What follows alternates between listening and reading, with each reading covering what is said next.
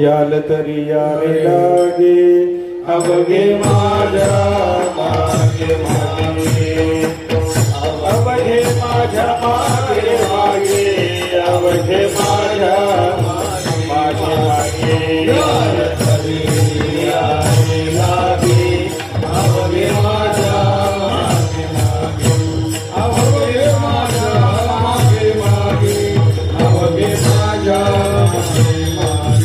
याल तरी यावे लागे अवघे माझ्या मागे मागे अवघे माझ्या मागे अवघे माझ्या मागे मागे याल तरी यावे लागे अवघे माझ्या मागे मागे अवघे माझ्या मागे मागे अवघे माझ्या मागे मागे आजी पोट भरी पुरे म्हणाल वरी पुरे म्हणाल वरी पुरे म्हणाल वरी पोट भरी पुरे म्हणाल पुरे म्हणाल वरी पुरे म्हणाल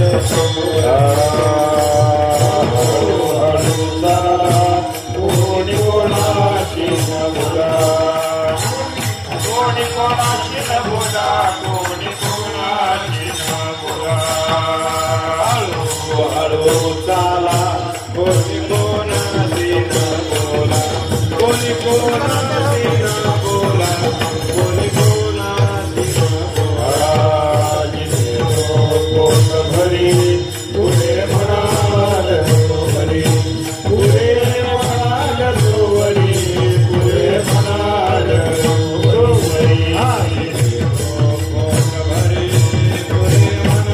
पुढे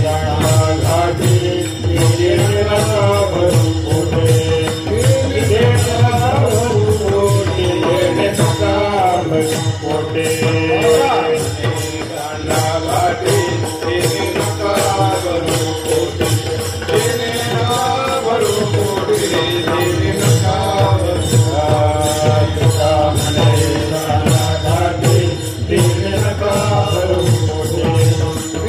वरी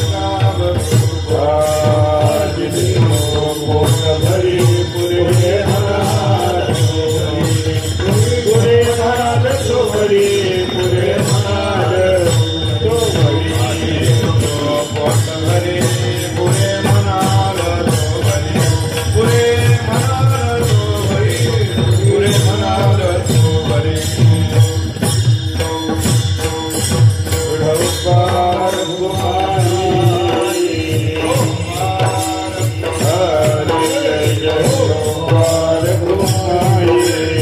भरू पुढे पोटे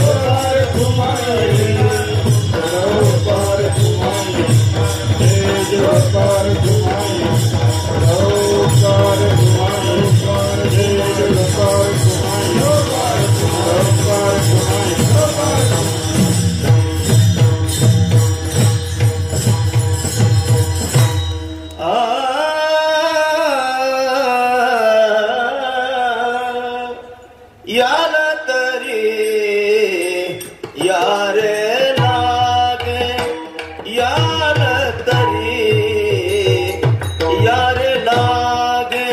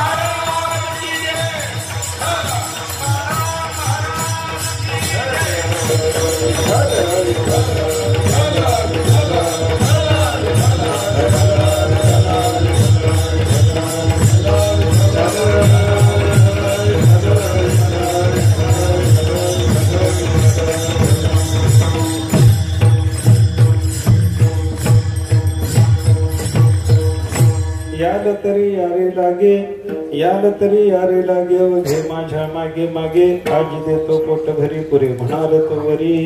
हळूहळू चाला कोणी कोणाशी न बोला, आज देतो पोट भरी पुरे म्हणाल तो वरी. तुका म्हणे सांडा घाटे, तुका म्हणे सांडा घाटे, तेने नका भरू पोटे, आज देतो पोट भरी पुरे म्हणाल तो वरी.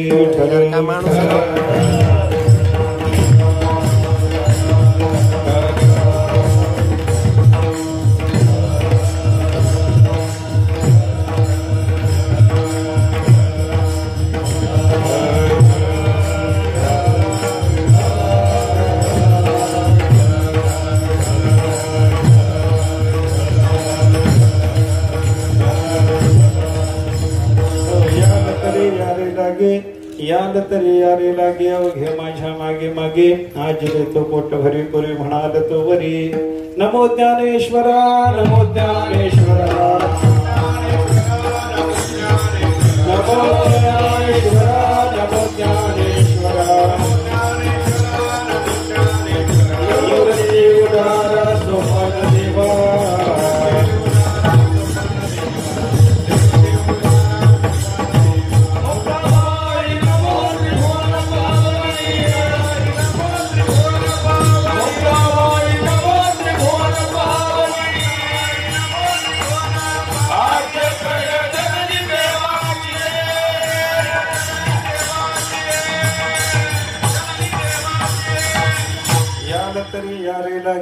याल तरी यारे लागे, घे माझ्या मागे मागे, आज देतो पोट भरी पुरे म्हणाल तो वरी. सेवेकरता घेतलेला अभंग जगद्गुरु संत श्रोमणी श्री तुकाराम महाराजांचा एक अत्यंत महत्वाचा असा कार्याच्या प्रसंगातला अभंग आहे.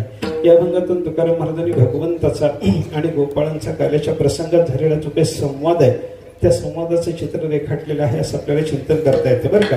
कार्याचा प्रसंग म्हणला की भगवान आणि गोपाळ या दोघांचा संबंध आहे, आणि दोघांच्या संबंधाला किंवा एकापेक्षा अनेकाचा संबंध एका ठिकाणी यायला लागला की त्या सगळ्यांच्या मध्ये अनेकाच्या मध्ये काही ना काहीतरी परस्पर संवाद झाल्याशिवाय राहत नाही. ही गोष्ट आपल्या लक्षात घेतली पाहिजे.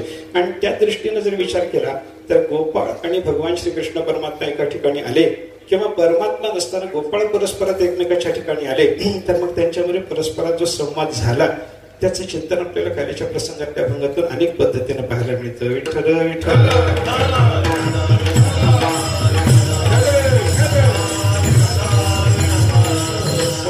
विचार आपल्याला थोडासा केला पाहिजे बरं का. देवाचा आणि भक्ताचा संवाद झाला त्याचं चिंतन करा, भक्ताचा परस्परात संवाद झाला त्याचं चिंतन करा. पण संसारी माणसाचा परस्परात जर संवाद झाला तर त्याला संवाद सुद्धा म्हणता येते, वादविवादच म्हणावं लागतं. म्हणून त्याचं चिंतन करण्याचं काही कारण नाही अशी स्थिती आपल्याला पाहायला सापडते बरं का. संवादाच्या बद्दल ऐका, दोघांचं जर बोलणं झालं, वाद झाला, संवाद झाला, तर त्याच्यातून काय निष्पन्न होतं याच्याबद्दल शुकाचार्याचा रंभेचा संवाद प्रसिद्ध आहे. शुकरंभा संवादाचं चिंतन आपल्याला फार सुंदर रीतीने पाहायला सापडतं. संसारात दोघांचा संवाद जर झाला तर त्याच्यातून काय निष्पन्न होतं, आणि परमार्थात संवाद जर झाला तर त्याच्यातून काय निष्पन्न होतं, हे दोघांनी एकमेकाला समजून सांगितलेलं तिथं पाहायला सापडतं बरं का. रंभा सांगायला लागली, आमच्या संसारात दोघांचा जेव्हा संवाद होतो तेव्हा वादे वादे वर्धते वैरवन्ये. दोघांचा वाद झाल्याच्या नंतर त्याच्यातून वैराचा अग्नी वाढलेला पाहायला सापडतो. हे आमच्या संसारातल्या संवादाचं क्षेत्र आहे. परमार्थात दोघांचा संवाद झाला तर काय निष्पन्न होतं. शुकाचार्याने रंभेला सांगितलं, आमच्याकडे भांडण वगैरे काही नसतं म्हणे. वादे वादे जायते तत्वबोधा. दोघांचा संवाद झाल्याच्या नंतर त्याच्यातून तत्वबोध, तत्वज्ञान निर्माण होणं, एखादं तात्विक चिंतन निष्पन्न होणं, ही स्थिती परमार्थाच्या वादाची आहे. विठ्ठल विठ्ठल.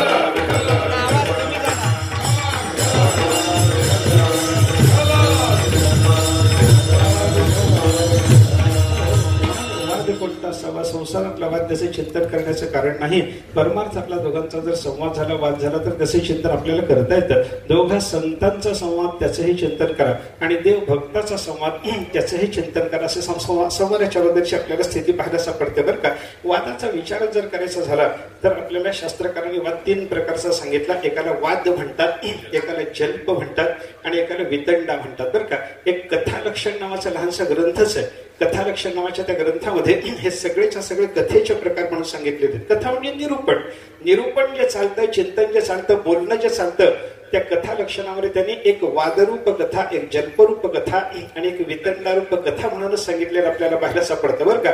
वाद कशाला म्हणायचं, जल्प कशाला म्हणायचं आणि वितंडा कशाला म्हणायचं याचं लक्षण सांगत असताना त्यांनी असं सांगितलंय, तत्व बुभुत्सो कथा वादाहा बरं का. तत्व बुभुत्सू कोणी जर असला, बुभुत्सू म्हणजे बोद्धुम इच्छू बुभुत्सू बरं का. जाणण्याची ज्याला इच्छा आहे, जिज्ञासू ज्याला म्हणतात त्यालाच बुभुत्सू म्हणतात बरं का. बोध धातू वापरून शब्द तयार केला काय आणि ज्ञा धातू वापरून शब्द तयार केला काय. ज्ञा म्हणजे जाणण्याचे, बोध म्हणजे जाणण्याचं आहे. जाणण्यात या अर्थाचा कोणताही धातू वापरून त्याच्यावरून इच्छार्थक सन प्रत्यय लावून जर शब्द तयार करायचा झाला तर त्याच्यामध्ये एक ज्ञा धातूवरून शब्द तयार झाला तर त्याला जिज्ञासा म्हणतात आणि मग तो जिज्ञासू असतो. हा बुध धातूवरून जर शब्द तयार झाला तर त्याला बुभुत्सा म्हणतात आणि तो जाणणारा जो असतो, जाणून घेऊ इच्छिणारा जो असतो त्याला म्हणतात बुभुत्सू बरं का. बुभुत्सू, तत्व बुभुत्सू जर कोणी असला म्हणजे तत्व जाणून घेण्याची इच्छा करणारा जर कोणी असला तर त्याच्या तत्व जाणून घेण्याच्या इच्छेच्या निमित्तानं त्याने केलेला जो वाद असतो त्याला काय म्हणायचं, त्याला वादच म्हणतात. विठ्ठल विठ्ठल.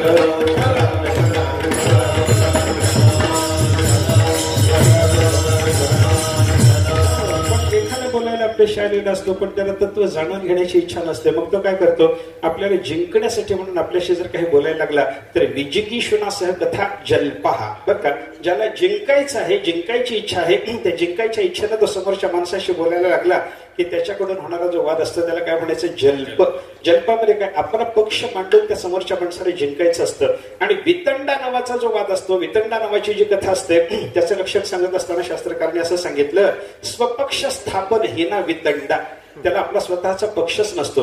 माझं एक मांडायचं, माझं मांडता मांडता तुला जिंकायचं असं नाही, माझं काहीच नाही, फक्त तुला जिंकायचंय. विठ्ठल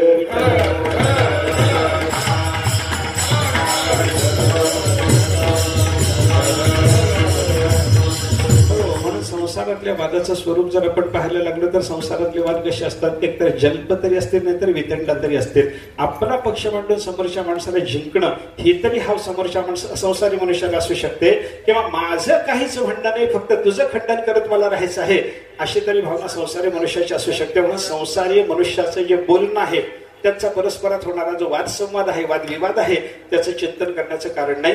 तत्व जाणण्याच्या इच्छेनं ज्या दोघांचं बोलणं झालं त्याला काय म्हणायचं, त्याला वाद म्हणायचं, त्याला संवाद म्हणायचं. त्या संवादाचं चिंतन आपल्याला केलं पाहिजे बरं का. आता तत्व जाणण्याच्या इच्छेनं वाद करणारे, ऐका, तत्व बुभुत्सू असलेला मनुष्य सुद्धा एकमेकाशी काहीतरी बोलत असलेले आपल्याला पाहायला सापडतात. आणि तत्व बुबोध ईशा ज्यांना आहे, म्हणजे तत्व जाणवून देण्याची ज्यांना इच्छा आहे, बुबोध इच्छा म्हणजे बोद्धम इच्छा, बुभुत्सा हे जसं आहे तसं जाणवून देण्याची जी इच्छा असते त्याला बुबोध इच्छा म्हणतात बरं का. जशी जिज्ञासा आहे आणि जिज्ञापयिषा आहे बरं का. जिज्ञापयिषा म्हणजे जाणवून देण्याची इच्छा, जिज्ञासा म्हणजे जाणून घेण्याची इच्छा आणि जिज्ञापयिषा म्हणजे जाणवून देण्याची इच्छा. तशी बुभुत्सा म्हणजे जाणून घेण्याची इच्छा आणि बुबोध ईशा म्हणजे जाणवून देण्याची इच्छा. दोन्ही इच्छा असल्या पाहिजेत बरं का. आपल्याला स्वतःला काही जाणून घेण्याकरता साधक काहीतरी बोलत असतो वडीलधाऱ्या माणसाशी आणि सगळ्या जगाला काहीतरी तत्व जाणवून देण्याकरता महात्मा जगाशी बोलत असतो. विठ्ठल विठ्ठल.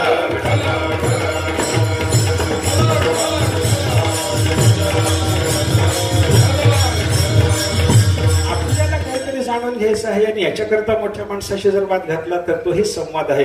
आणि साधकाला काहीतरी जाणवून द्यायचं आहे, त्या जाणवून देण्याच्या इच्छेनं साधकाशी जर काही वाद घातला तर त्या महात्म्याच्या बोलण्याला सुद्धा आपल्याला संवादच म्हणता येतं. विठ्ठल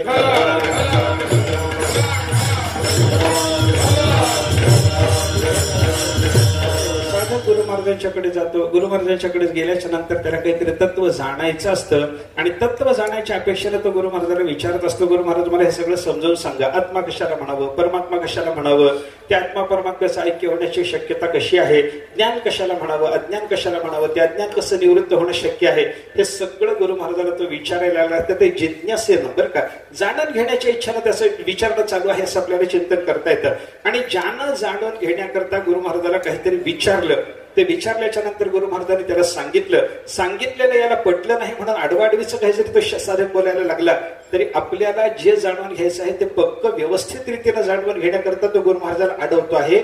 जिंकण्याकरता किंवा त्यांचा पक्ष खोडण्याकरता तो गुरु महाराजाला अडवतो आहे असं समजायचं कारण नाही. म्हणून तो संवाद महत्वाचा आहे. विठ्ठल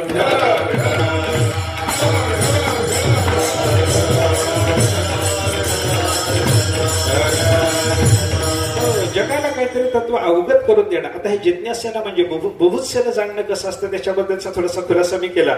आणि जाणवून देण्याकरता एखाद्या महात्म्याचं जर बोलणं असलं, बघा तुम्ही ज्ञानेश्वर महाराज नामदेव महाराज यांचं संवादाचं चिंतन करा ना. दोघं जण तीर्थयात्रेला निघाले. तीर्थयात्रेला जात असताना रस्त्याला जाता जाता ज्ञानेश्वर महाराजांनी नामदेव महाराजाला काही प्रश्न विचारले आणि त्या प्रश्नाची नामदेव महाराज उत्तर द्यायला लागले. तर ज्ञानेश्वर महाराजांना जाणून घेण्याची इच्छा आहे की जाणवून देण्याची इच्छा आहे? काय म्हणतात? ज्ञानेश्वर महाराजांना जाणून घेण्याची इच्छा म्हणता येणारच नाही. अरे त्यांना जाणून घेण्याची इच्छा आहे असं म्हणलं तर जाणवून देणाऱ्या जगामध्ये कोणी राहणारच नाही.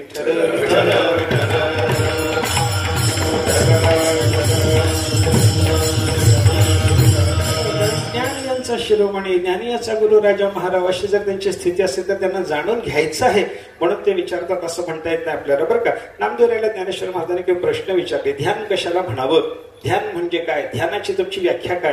ज्ञानोबरायांनी असं विचारल्याबरोबर नामदेव महाराजांनी सांगितलं, महाराज तुम्ही योगी आहात, योगियाचे राजे आहात, तुम्हाला एवढं मोठं ज्ञान योगशास्त्राच्या संबंधातलं असताना ध्यान नावाच्या साधनेचं स्वरूप तुम्ही मला विचारावं.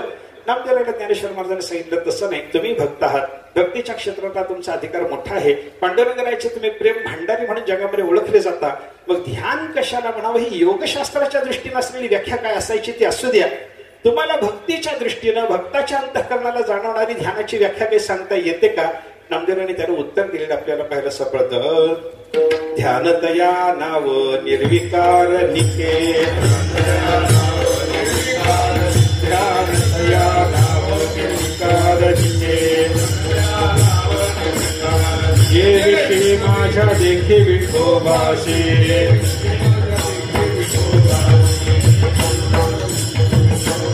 ध्यानतया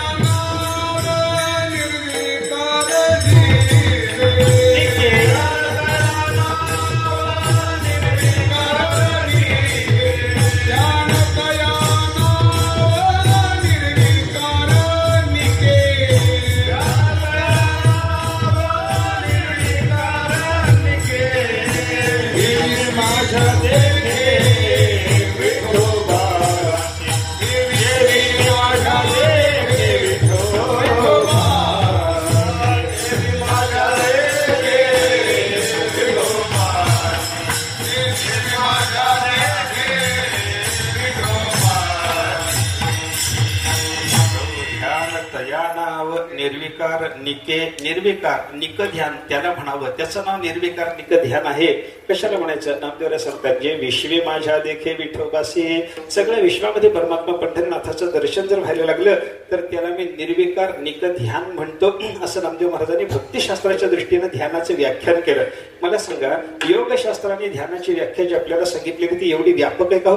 योगशास्त्राने सांगितलेल्या ध्यानाच्या व्याख्येचा विचार जर आपण केला, अंतःकरणात चालणारं एक आकार अंतःकरणामध्ये आणायचा, त्याच्या आकाराचा वृत्ती प्रवाह चालू ठेवायचा. तत्र प्रत्येकतानता ध्यानम, प्रत्ययाशी एकतान होण्याचा केलेला साधकाचा प्रयत्न याला ध्यान म्हणायचं. अंतःकरणात देवाचं रूप आणायचं, त्याच्याशी एकतान व्हायचं, त्याच्या आकाराचा वृत्ती प्रवाह चालू झाल्याच्या नंतर विजातीय वृत्ती प्रवाहाचं त्याला खंडन निर्माण होऊ द्यायचं नाही, अशी अवस्था संपादन करणं याला योगशास्त्र ध्यान म्हणतं. म्हणजे योगशास्त्रात ध्यानात परमात्माच पाहायचा असतो पण तो हृदयात, आणि भक्तिशास्त्रात परमात्मा ध्यानामध्ये पाहायचा असतो तो सगळ्या जगामध्ये. कोणाची व्याख्या व्यापक आहे सांगा ना? योगशास्त्र मोठे का भक्तिशास्त्र मोठे? इथंच आपल्याला बोध होतो. विठ्ठल विठ्ठल.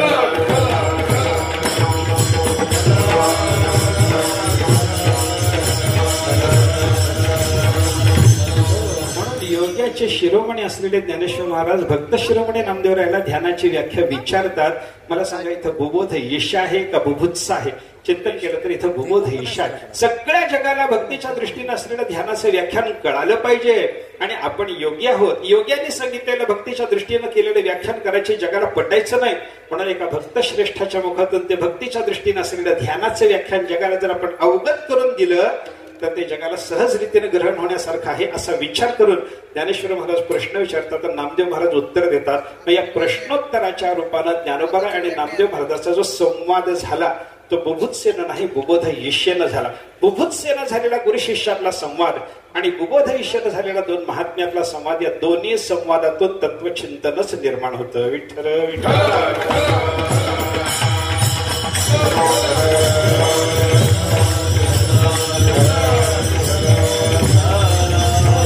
देव आणि भक्ताच्या संवादाचं चिंतन करा. देव आणि भक्ताचा संवाद अनेक ठिकाणी आपल्याला पाहायला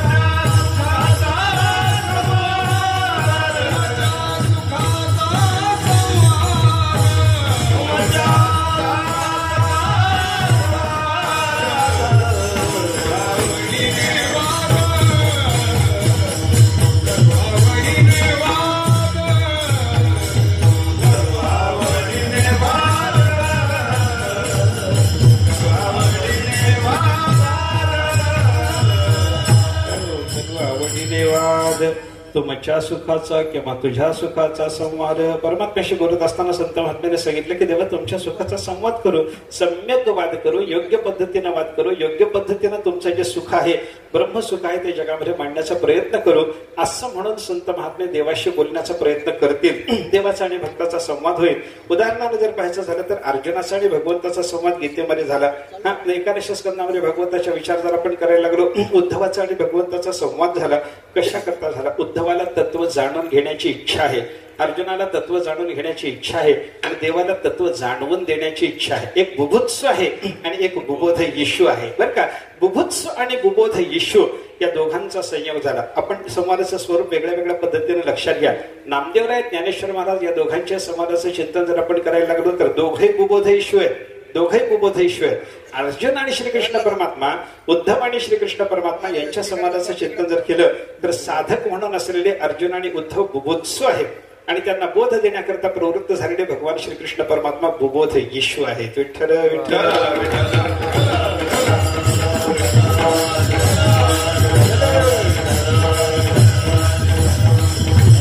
एक बुभुत्सु असावा, एक बुबोध येशू असावा. दोघेही बुबोध येशू असावेत. या दोघांच्या मध्ये होणारा संवाद जसा असू शकतो तसे दोघेही बुभुत्सुच जरी असतील तरी परंतु त्यांच्यामध्ये सुद्धा संवाद होऊ शकतो की नाही. दोन साधक एका ठिकाणी आले, यानं काहीतरी बोलायचं. चिंतन करताना काय असतं हो, एखादा पाठ झाला समजा, आपल्याला एखाद्या गुरुजीने पाठ समजावून सांगितला.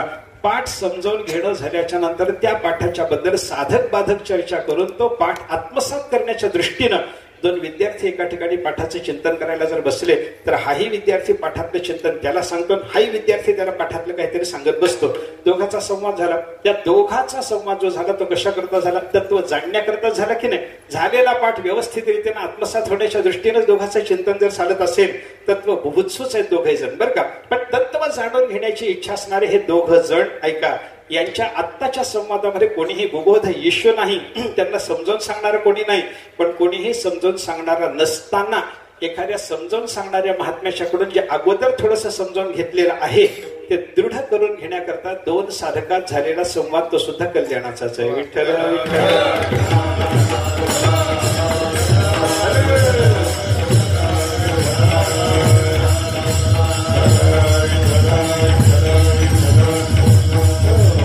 दोन बुभुत्सुत संवाद होऊ शकतो, दोन बुबोध ईश्वमध्ये संवाद होऊ शकतो, आणि एक बुभुत्सु आणि एक बुबोध ईश्वर अशा दोघांच्या मध्ये संवाद होऊ शकतो.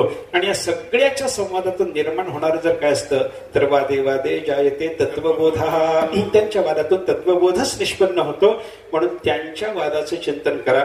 बाकी संसारातला वाद जर पाहिला तर त्या वादातून वैरवन्य निष्पन्न होणार असल्यामुळे त्यांच्या वादाचे चिंतन करण्याचं काही कारण नाही, हे लक्षात घ्या. प्रस्तुत आपल्याला चिंतन करायचं काल्याच्या अभंगाचं. याला तरी यारी लागे या अभंगाचे चिंतन आपण पाहतो. या अभंगातून हे संवाद आहे. संवाद असताना या अभंगातला संवाद कोणाकोणाचा आहे? देवाचा आणि गोपाळाचा संवाद आहे. आता देव आणि गोपाळ यांच्या संवादाचं चित्र आपल्या समोर उभं करणारे असे जे तुकाराम महाराजांचे अभंग आपल्याला पाहायला सापडतात. त्या अभंगातून 2-4 प्रकारची स्थिती आपल्याला पाहायला सापडते. काही अभंग असेच आहेत की गोपाळ देवाला बोलायला गेले, गोपाळच देवाला बोलतात, देव त्या अभंगातून एकही शब्द बोलत नाही. काही अभंग असे आहेत की त्याच्यातून भगवानच गोपाळांना काहीतरी बोलतो, गोपाळाच्या तोंडचा एकही शब्द नाही. काही अभंग असे देवाला बाजूला ठेवल्या आणि परस्परामध्ये गोपाळात आपसात काहीतरी चिंतन चाललेलं आहे, अशी स्थिती त्या अभंगातली आपल्याला पाहायला सापडते. पण काही अभंग असे आहेत त्याच्यात काही चरणातून देव बोलतो आणि काही चरणातून गोपाळ भगवंताला बोलतात. विठ्ठल विठ्ठल.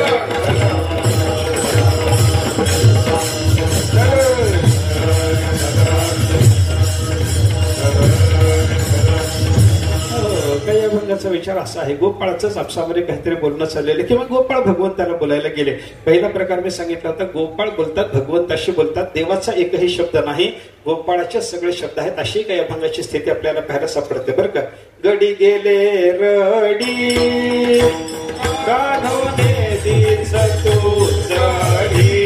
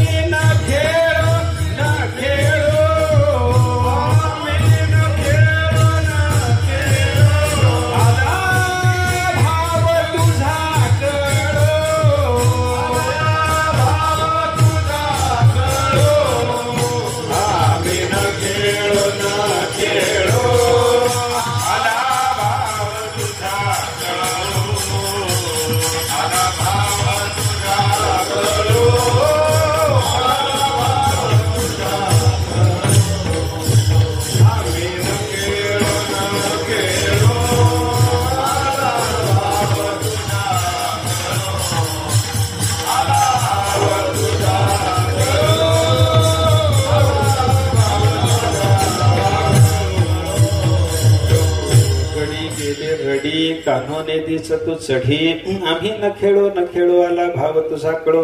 तुकाराम महाराजांनी या अभंगातून गोपाळ देवाशी काय बोलले. एका दिवशी सगळे गोपाळ रडकुंडीला आले, म्हणजे गडी गेले रडी. रडी म्हणजे रडकुंडीला आलेले, रडवेले झालेले असे गोपाळ रडत रडत भगवंताच्याकडे गेले, म्हणायला लागले गडी गेले रडी कान्होने दिस तू चढी. कान्होबा, आम्हाला खेळामध्ये तू कधी वरचढ होऊ देतच नाहीस म्हणे, म्हणून आम्ही तुझ्याकडे तक्रार करायला आलो. बाबा, आम्हाला कधीतरी वरचढ होऊ दे. खेळामध्ये असं नसतं एकाने वरचढ व्हायचं एकाने हारायचं, असं चालतच राहतं म्हणे. प्रत्येक वेळेला मीच वरचढ होणार आणि तुम्हाला मी जिंकू देणारच नाही, असा कशा करता भाव धरतोस बाबा. आम्ही न खेळो, आम्हाला जर तू जिंकू देणार नसशील देवा तर आम्ही याच्यापुढे तुझ्याशी खेळामध्ये सहभाग घेणार नाही. आला भाव तुझा कडो, तुझ्या मनातला आम्हाला हरवण्याचा जो भाव आहे तो आम्हाला जर कळत असेल तर तुझ्याबरोबर खेळण्यामध्ये मजा नाही, म्हणून आम्ही तुझ्याशी खेळणार नाही.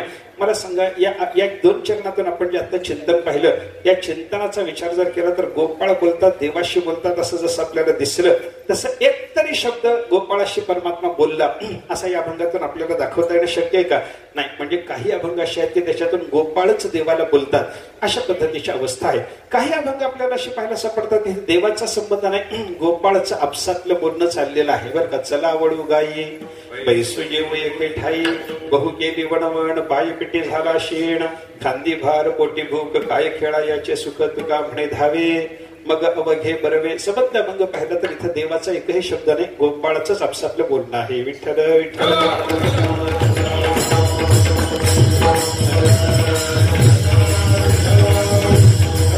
पहिला पहिला प्रकार संवादाचा आपण असा पाहिला की गोपाळ भगवंताशी बोलतात. दुसरा प्रकार आपण असा पाहिला की गोपाळ आपसात बोलतात. तिसरा प्रकार असा आहे त्या अभंगातून काही चरणातून देव बोलतो आणि काही चरणातून गोपाळ बोलतात. उदाहरणाला जर सांगायचं झालं तर घ्या रे भोकरी भाकरी हा अभंग बघा. घ्या रे भोकरी भाकरी या अभंगाचा विचार जर आपण केला, पहिल्या 3 चरणातून सगळं देवाचं बोलणं आहे आणि शेवटच्या चरणातून मात्र फक्त गोपाळ बोलला देवाला. बरं का, देवाने असं सांगितलं घ्या भोकर घ्या भाकर घ्या दही भाताची शिदोरी घ्या ताक बाजूला टाकून द्या वगैरे वगैरे देवाचं बोलणं इथं द्यायचं तसं घ्यायचं असतं वगैरे वगैरे सगळं देवाचं बोलणं ऐकल्याच्या नंतर देवाने सांगितलं होतं की काल्या करता उद्या शिदोरी आणताना माझे आहे तैसे पाहे नाही तरी घरा जाईल. माझी जशी शिदोरी असेल तशी शिदोरी आणा. मी लोणी आणणार आहे, तुम्ही सगळे जर लोणी घेऊन या. आई तुम्हाला जर लोणी देत नसेल तर घरामध्ये चोरी करा पण काल्या करता लोणी घेऊन या. ही सगळी भाषा ऐकल्याच्या नंतर सगळ्या गोपाळांनी माना हलवल्या. ठीक आहे कान्होबा, आम्ही लोणी आणू, घरात आई देत नसले तर चोरी करून आणू. पण हे सगळे गोपाळ बोलत असताना एक गोपाळ बाजूला हिरमुसला होऊन बसला होता. त्याला हिरमुसलेला पाहिल्याच्या नंतर सगळ्या गोपाळाचं सांत्वन झालंय. सगळे गोपाळ आता लोणी आणायला तयार आहे. हे कान्होबाच्या लक्षात आल्याच्या नंतर ते हिरमुसलेल्या गोपाळाच्याकडे परमात्मा बघायला लागले, विचारायला लागले, काय रे तुला लोणी उद्या काल्याला यायचं ना? यायचं देवा. लोणी आणणारेच ना? आणता येत नाही देवा. घरात चोरी करून का होईना, आईला सांगू नको चोरी करून का होईना पण लोणी घेऊन ये असं मी बोललो ना? बोलला देवा. पण येतो मग काय अडचण आहे तुला? आता चोरी करून तुला लोणी आणता येणार नाही का? तो म्हणायला लागला देवा चोरी कोणापासून करायची? माझ्या घरात कोणीच नाही आहे. माझे कोणी नाही हरी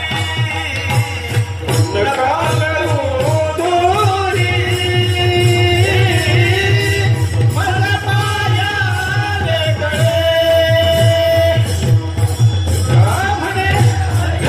माझे कोणी नाही हरी नका करू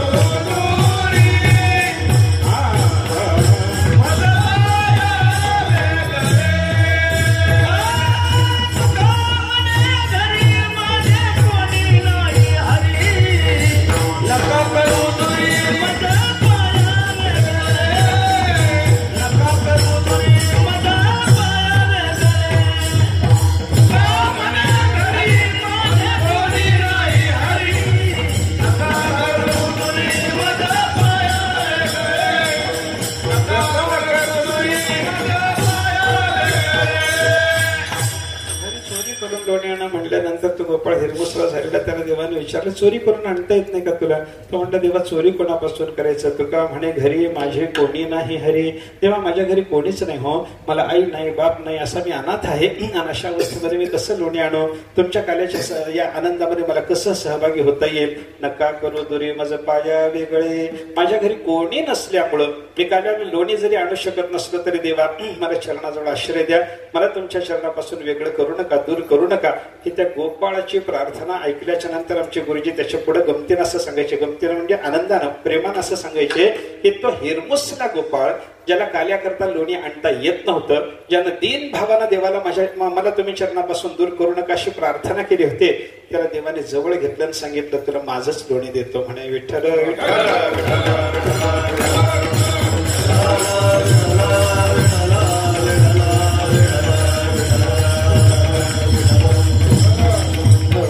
या अभंगाचा विचार मी कशा करता बोललो? देव आणि गोपाळ दोघांचं परस्पराशी बोलणं. बरं का, हा तिसरा प्रकारे संवादाचा. काही चरणातून भगवान बोलतो आणि काही चरणातून भक्त म्हणजे गोपाळ भगवंताशी बोलतात. अशी त्या अभंगातली स्थिती आपल्याला पाहायला सापडते. 3 प्रकार आपण पाहिले. गोपाळच देवाला बोलतात, गोपाळच आपसात बोलतात. गोपाळ आणि परमात्मा या दोघांचंही एकमेकाला उद्देशून काही काही चरणातून बोलणं चाललेलं आहे. या 3 प्रकाराच्या नंतर चौथा प्रकार माझ्या समोर असा आहे की परमात्माच गोपाळाला उद्देशून काहीतरी सांगायला लागलेला आहे. गोपाळ त्या अभंगामध्ये एकही शब्द बोलत नाही. अशा पद्धतीच्या अभंगाचं उदाहरण म्हणजे प्रस्तुतचा अभंग आहे.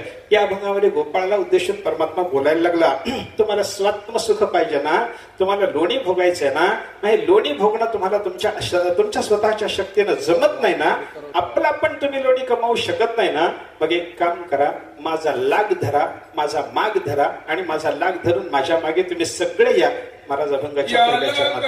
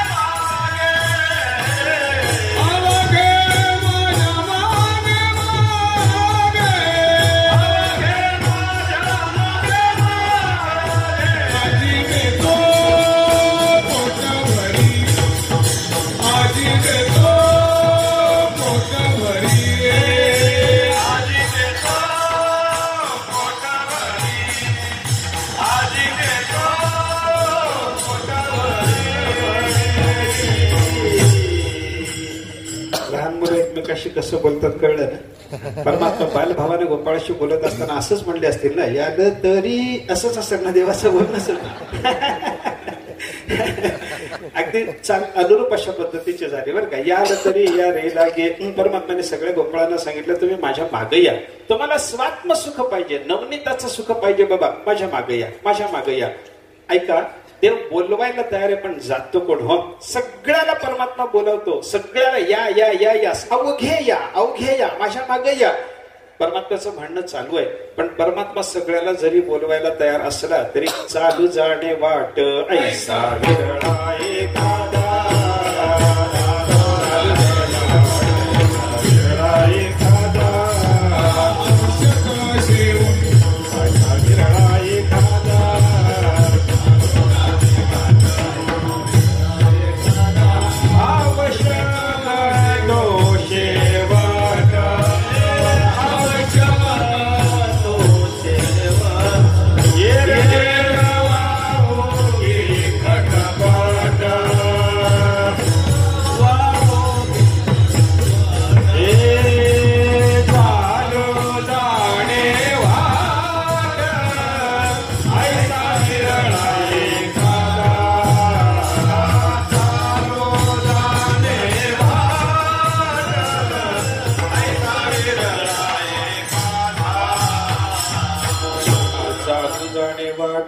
विरळा एखादा. परमार्थाची वाट चालायला सगळ्याला परवानगी जरी असली तरी सगळे मनुष्य मात्र म्हणून जन्माला आलेले परमार्थाच्या वाटेनं चालू शकतात. नाही नाही, जीव म्हणून जन्माला आला परमार्थाच्या वाटेनं चालू शकतो असा नियम जरी असला तरी चालू जाणे वाट ऐसा विरळा एखादा. देव या म्हणतो, सगळ्यांना या म्हणतो, पण एखादा परमात्म्याच्या वाटेनं जाताना दिसतो. मनुष्याणाम सहस्रेषु कश्चित यतति सिद्धये यततामपि सिद्धानाम कश्चित माम वेत्ति तत्वतः.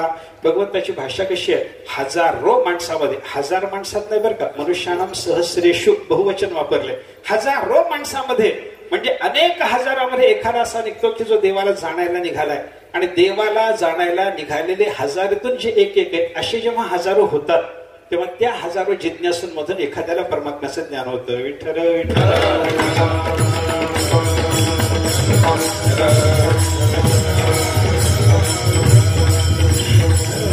देवाच्या पाठीमागे जावं, गोष्ट करूया, पण सगळ्याला देव बोलवत असला तरी सगळे जायला तयार नाहीत. सगळ्या माणसांना गीतेची एक परिभाषा जर आपण पाहिली तर गीतेने एक माणसाची परिभाषा केली. माणूस कोणाला म्हणायचं त्या संबंधात गीतेने असं सांगितलं आपल्याला बरं का. मम वर्तमान वर्तन्ते मनुष्या पार्थ सर्वशः. मम वर्तमान अनुवर्तन्ते येते मनुष्या. अशा पद्धतीने तिथे एक मनुष्याची व्याख्या आपल्याला वेगळ्या पद्धतीने घेता येते बरं का. सर्वशः मम वर्तमान अनुवर्तन्ते, नेहमी करता, सदासर्वदा करता, सर्वशः म्हणजे संपूर्ण रीतीनं माझ्या मार्गाचं जे अनुसरण करतात त्यांनाच माणूस म्हणा. अशी देवाने एक माणसाची व्याख्याच एका वेगळ्या परिभाषेनं एक अन्वय वेगळा लावून घेतला तर तिथे मनुष्याची व्याख्या आपल्याला पाहणं शक्य होतं बरं का. म्हणजे देवाची वाट चालून जातो त्यालाच माणूसपण आहे. पण त्याला माणूसपण आहे म्हणून सगळ्या मनुष्याला परमात्मा जरी बोलावत असला तरी सगळे काही जायला तयार नाहीत. देव म्हणतो माझ्या मागे या, माझ्या मागे या. हे देवाने जसं सांगितलं ऐका, तसं नुसतं मागे या म्हणत नाही परमात्मा, माझा लाग धरा म्हणतो. लाग शब्दाचा अर्थ संबंध असा आहे बरं का. अगोदर देवाचा संबंध धरायचा आणि मग देवाच्या मागे जायचं. विठ्ठल विठ्ठल.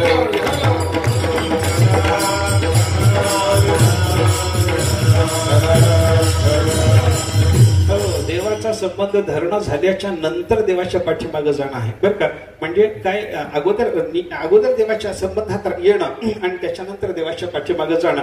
कित्येक लोकांचं कसं असतं, देवाचं अनुसरण करतात पण देवाचा संबंध धरत नाहीत. म्हणजे हे हौशी वारकरी असतात की नाही, ते सगळे हौसेनं वारीला दिंडीला येणारे, पालखी सोहळ्याला येणारे जे लोक आहेत की नाही, हे देवाच्या मागे यायला लागले हो, पण देवाचा संबंधच याने धरलेला नाही, काय उपयोग व्हायचा. म्हणून संतांनी आपल्याला पहिल्यांदा काय सांगितलं, वारीला तरी या पण अगोदर होय होय वारकरी,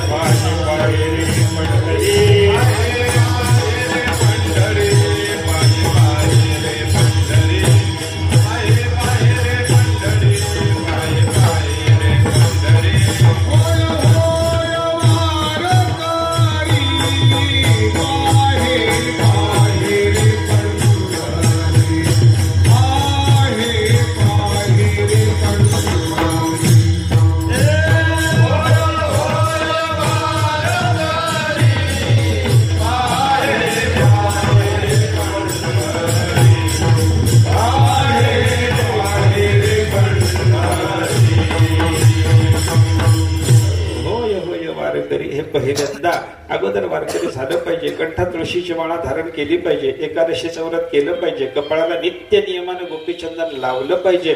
अशा पद्धतीचे सगळे नियमाची साधना करून त्या माणसाने वारकरी झाल्याच्या नंतर वारकऱ्याचे सगळे नियम सांभाळणं झाल्याच्या नंतर मग परमात्मा पंढरीनाथाचा माग धरावा, त्याच्या पाठीमागे लागावं, त्याचं अनुवर्तन करावं, अनुसरण करावं. त्याच्यामध्ये कल्याण आहे बरं का. नुसतं देवाचं अनुवर्तन करायला लागला त्याच्यामध्ये कल्याण होत नाही, त्याचा संबंध धरला पाहिजे. आणि देवाचा संबंध धरणं याचा अर्थ देवाचा अंकित दास होऊन राहणं आहे. विठ्ठल विठ्ठल.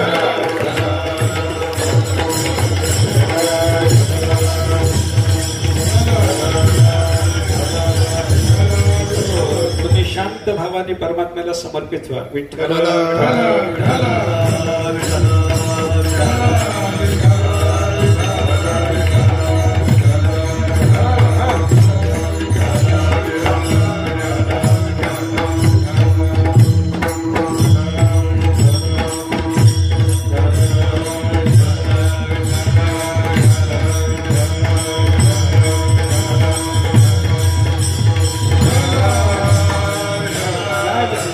देवाच्या पाठीमागे जाण्याचा विचार आपण पाहत होतो. देवाचं अनुसरण तर करायचंच आहे, देवाच्या पाठीमागे जायचंच आहे. पण देवाच्या पाठीमागे जात असताना आपल्याला देवाचा अगोदर लाग धरणे म्हणजे संबंध धरणे आहे. हा संबंध धरणं देवाचा कशा पद्धतीने होतं, अनेक पद्धती त्याच्याकरता भक्तिशास्त्राने आपल्याला सांगितलेल्या पाहायला सापडतात बरं का. देवाचा संबंध धरण्याकरता तुम्ही शांत भावानं देवाचा संबंध धरू शकता, तुम्ही वात्सल्य भावानं देवाचा संबंध धरू शकता, तुम्ही सख्य भावानं देवाचा संबंध धरू शकता, तुम्ही माधुर्य भावानं देवाचा संबंध धरू शकता, किंवा तुम्ही दास्य भावानं सुद्धा परमात्म्याचा संबंध धरू शकता.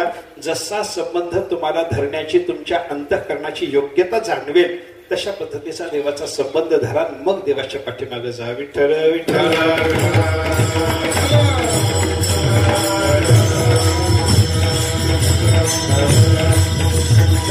ज्ञानोबा तुकोबा यासारख्या संतांचा विचार जर आपण केला तर यांनी शांत भावानं देवाचा संबंध धरला.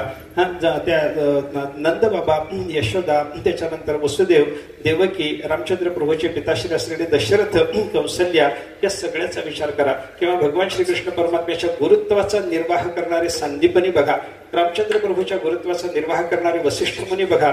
या सर्वांनी परमात्म्याचा जो संबंध धरला होता तो वात्सल्य रसानं, वात्सल्य भावानं देवाचा त्याने संबंध धरला. माझा मुलगा आहे, माझा शिष्य आहे, माझा पाल्य आहे, मला याचं संरक्षण करायचं आहे, हे भावना अंतःकरणात ज्यांच्या आहे ना त्यांचा देवाचा संबंध धरण्याचा प्रकार म्हणजे वात्सल्य रसाचा प्रकार.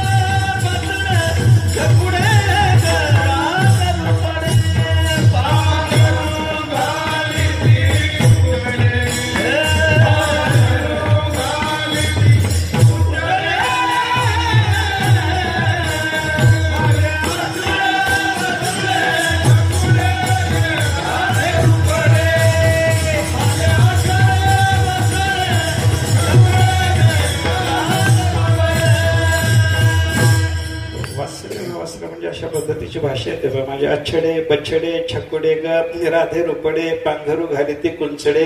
त्याला कुंची पांघरू घालायची, त्याला अच्छडं म्हणायचं, बच्छडं म्हणायचं, छकुडं म्हणायचं.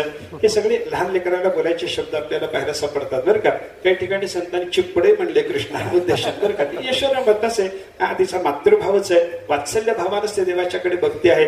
एक अशी कथा एका श्लोकातून गुंफलेली आपल्याला पाहायला सापडते पा. एका दिवशी यशोदा माता भगवंताला मांडीवर घेऊन झोपवत होती आणि झोपवता त्याला कथा सांगत होते.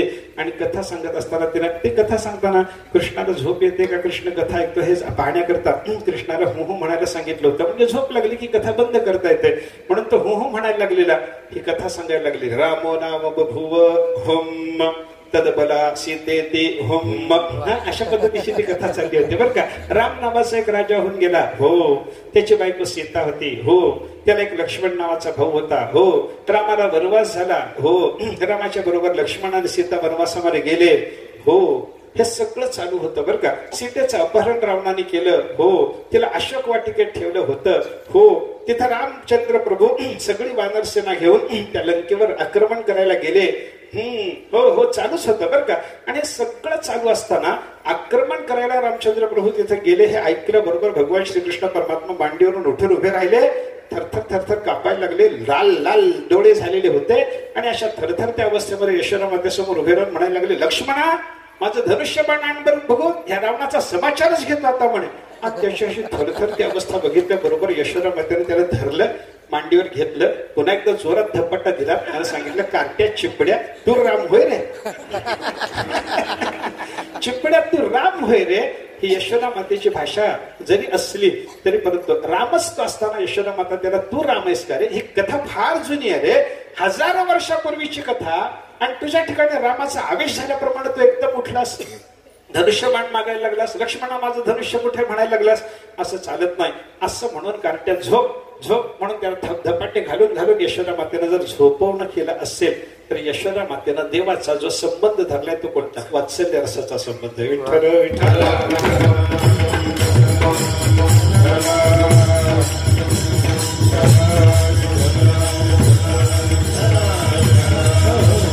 एक संबंध आहे शांत भावाचा. दुसरा संबंध आहे वात्सल्य भावाचा. त्याच्यानंतरचा तिसरा संबंध निर्माण होतो सख्य भावाचा. बरं का. परमात्मा माझा मित्र आहे माझा सखा आहे. अशा पद्धती त्या सख्यामध्ये सुद्धा अनेक प्रकार आपल्याला शास्त्रानं सांगितले. कोणाला सखा म्हणलं कोणाला प्रिय सखा म्हणलं कोणाला प्रिय नर्म सखा म्हणलं. असे वेगळे वेगळे सख्याचे प्रकार आणि त्याची लक्षणं भक्तिशास्त्रामध्ये वेगळ्या वेगळ्या पद्धतीने भक्तिरसामृत सिंधू वगैरे ग्रंथातून सांगितलेली पाहायला मिळतात बरं का. असू द्या तो विस्तार आपल्याला आता करण्याचं कारण नाही. पण या सगळ्याच्या सगळ्या लोकांनी देवाचा संबंध जो धरला तो सखा म्हणून धरलेला आहे. आणि परमात्मा एकदा सखा झाला की जग कृपा करतं. तुकाराम महाराजांनी सांगितले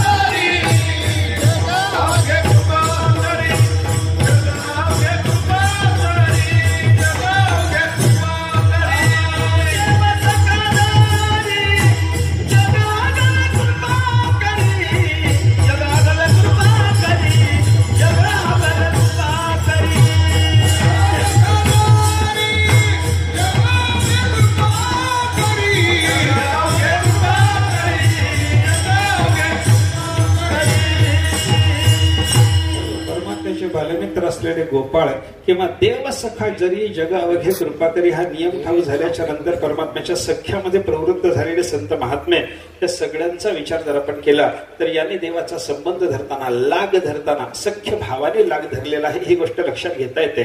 ज्ञानोबा तुकोबा सारखे संत महात्मे शांत भावाने देवाचा संबंध धरतात. वसुदेव देवकी नंदबाबा सारखे भगवंताचा संबंध धरत असताना वात्सल्य भावाने संबंध धरतात.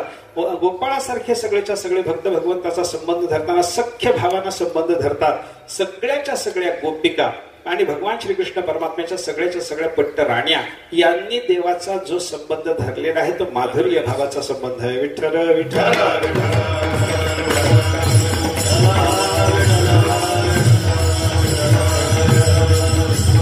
माधुर्य रसाचं समास्वादन करण्याकरता म्हणून परमात्म्याच्या ठिकाणी कांतभाव पाहिजे. आपल्या स्वतःच्या ठिकाणी कांताभाव पाहिजे. माधुर्य रसाचं समास्वादन करणारे आधुनिक भक्त जर आपल्याला पाहिजे झाले तर प्रज्ञाचक्षु गुलाबराव महाराज त्यांनी माधुर्य रसाचं समास्वादन केलं होतं. ज्ञानोबारायची मी कन्या आहे आणि ज्ञानोबारायांनी मला प्रेमाने भगवान श्रीकृष्ण परमात्म्याला समर्पित केलेलं आहे. मी कृष्ण भार्या आहे कृष्ण कांता आहे भगवान माझे पतिदेव आहेत. अशा पद्धतीची भावना त्यांनी धारण केलेली. सगळ्या भक्त ज्ञानोबारायांनी तशी भावना धारण केली नाही का हो.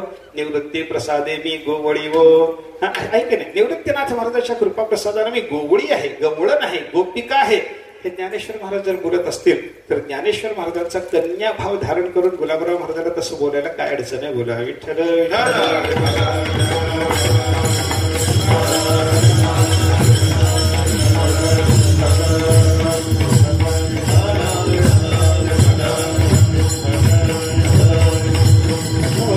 परमात्म्याच्या संबंधानं माधुर्य रसाचा संबंध धारण करणारे असे काही भक्त आपल्याला पाहायला सापडतात आणि काही भक्तांनी परमात्म्याच्या दास्याचा संबंध धारण केला. मारुतीसारखे भक्त आपण पहा, अक्रूर सात्यकीसारखे भगवंताचे भक्त पहा, अर्जुनासारखा भगवंताचा भक्त पहा. त्या सगळ्या भक्तांनी परमात्म्याच्या दास्यामध्ये सदा सर्व काळ प्रवृत्ती राखलेली आपल्याला पाहायला सापडते. आणि दास्य करणं म्हणजे काय? सदा सर्व काळ भगवंताची सेवा करणं हा दास्याचा अर्थ आहे बरं का. नाथ महाराजांनी दास्याचा हा अर्थ आपल्याला सांगितलाय बरं का. इति कर्तव्यता हेची दासा लागे, इति कर्तव्यता हेची दासा लागे, सेवा वाहा जगी पांडुरंग,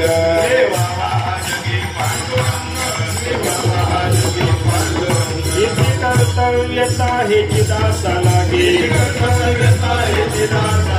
कर्तव्यता हेची दासा लागे, सेवा वाहा जगी पांडुरंग,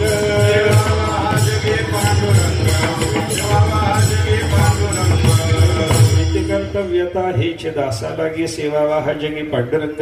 सदा सर्व काळ परमात्मा पंढरीनाथाची सेवा करावी हीच दासाची इति कर्तव्यता आहे. हे नाथ महाराजांनी सांगितलेले चिंतन लक्षात घेऊन ज्याने सदा सर्व काळ परमात्मा पंढरीनाथाची सेवा करण्याचा संकल्प केला, दास्यम कर्मार्पणं तस्य कैंकर्यमपि सर्वथा, हे दास्याची परिभाषा आहे. परमात्म्याला दास्यम कर्मार्पणम, आपल्याकडून घडणारी कोणतीही काया वाचा मनाची क्रिया परमात्म्याला समर्पण करणे आणि सदा सर्व काळ त्याच्या किंकर भावाने वर्तन करून त्याने सांगितलेलं काम करीत राहणे, हे ज्यानं केलं त्याला म्हणतात दास. असा दास भावाचा संबंध परमात्म्याशी काही लोकांनी धरलेला आपल्याला पाहायला सापडतो. कोणता तरी संबंध धरा. परमात्मा म्हणतात याल तरी यायचं असेल ना, या रे लागे, माझा लाग धरून, माझा संबंध धरून या.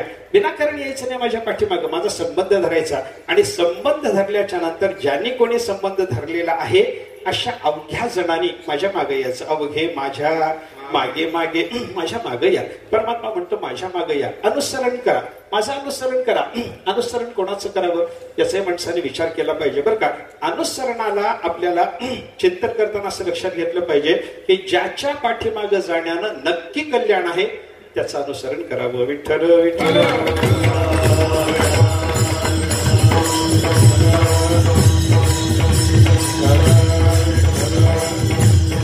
देवाचं अनुसरण करा, कल्याण आहे. संतांचं अनुसरण करा, कल्याण आहे. शास्त्राचं अनुसरण करा, कल्याण आहे. बाकी कोणाचं अनुसरण केलं, संसारी जीवाचं अनुसरण केलं तर कोणाचं कल्याण झालं असं दिसत नाही. विषयाचं अनुसरण केलं वाटोळं होतं, विषयांधाचं अनुसरण केलं त्याहीपेक्षा वाटोळं होतं. विषयाच्या अनुसरणापेक्षा विषयांधाचं अनुसरण फार वाटोळं करणार आहे, अधिक वाटोळं करणार आहे बरं का. विषय वाईट त्यांचं अनुसरण नको, विषयांधाचं अनुसरण नको, सामान्य संसारी जीवाचं अनुसरण नको, दुर्जनाचं अनुसरण नको.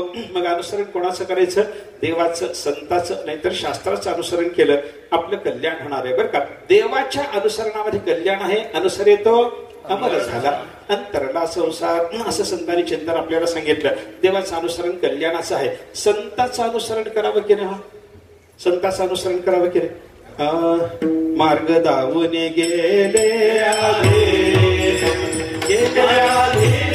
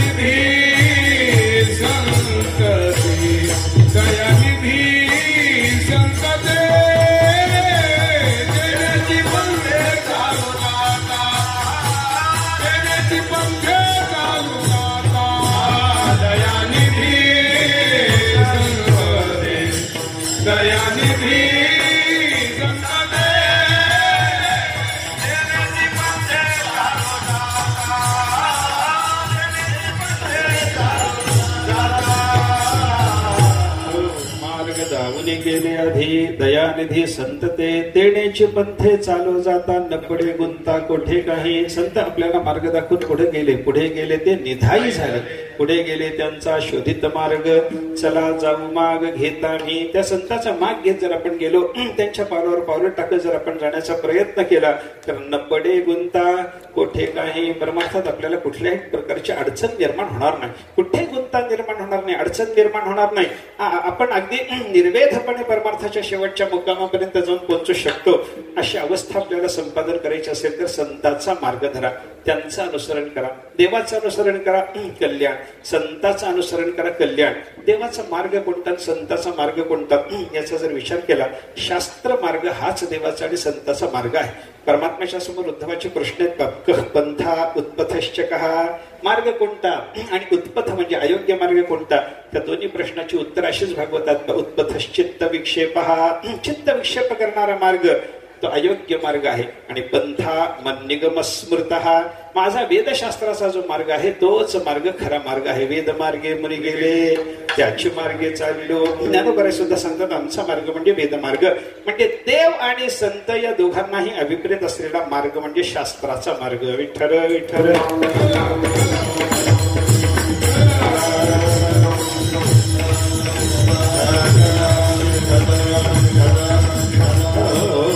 अनुसरण करायचं झालं तर आपण कोणाचं अनुसरण करावं, देवाचं आणि संतांचं अनुसरण करावं. सगळ्यांना परमात्मा म्हणतो माझा माग लाग धरा, संबंध धरा, माझ्या पाठीमागे या. आणि माझ्या पाठीमागे या असं भगवंतांनी सांगितल्याच्या नंतर सगळ्या गोपाळांनी देवाला विचारलं, देवा येऊ तुझ्या मागे आम्ही, पण तुझ्या मागे येण्याचा परिणाम आम्हाला कधी आणि काय भोगायला मिळणार आहे. मला दुसऱ्या चरणातून सांगतो. आजी देतो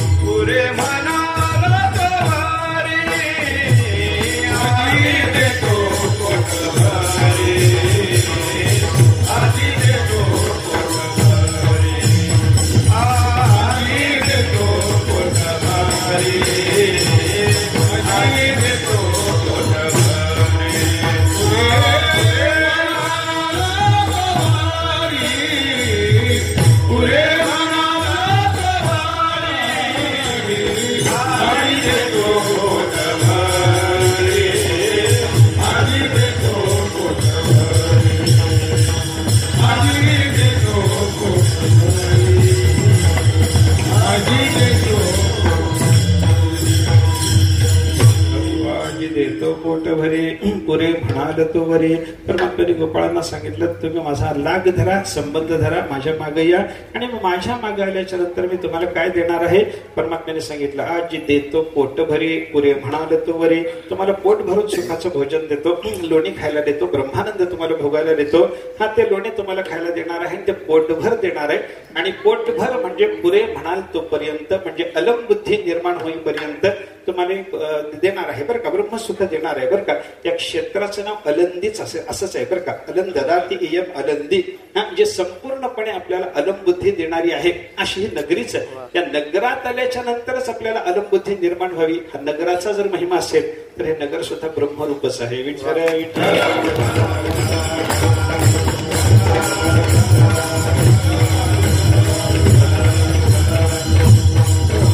पुरे म्हणाल तोवरी, तुम्ही पुरे म्हणाल तोपर्यंत तुम्हाला सुखाचं भोजन मी देणार आहे असं परमात्मा बोलला. कधी देणार देवा? आज देतो. तुम्ही माझं अनुसरण, आज हा शब्द वर्तमान कालाचा वाचक आहे बरं का. आज म्हणजे आजच्या दिवशी, म्हणजे वर्तमान कालामध्ये. वर्तमान कालात म्हणजे तुम्ही ज्या दिवशी माझं अनुसरण केलं त्याच दिवशी मी तुम्हाला सुखाचं भोजन देणार आहे. अनुसरणाच्या दिवसाच्या नंतर काही कालमध्ये जातो आणि नंतर मी तुम्हाला सुखाचं भोजन देतो असं नाही. तुम्ही माझा माग धरा, धरल्या धरल्या तुम्हाला मी सुखाचं भोजन देणार आजच, आजच बरं का. ज्ञानेश्वर तुकाराम महाराजांनी तर आजी म्हणलं, ज्ञानोबारांनी तरी ते एक वटोनी जी एक क्षणी अनुसरले गा माझी वाहणी, तेव्हाची दयाची चिंतवणी मजची पडली. एक वटून भक्त महात्मा ज्या क्षणात देवाचं अनुसरण करतो त्या क्षणापासून भक्ताची सगळी चिंता परमात्मा वाहतो. विठ्ठल विठ्ठल.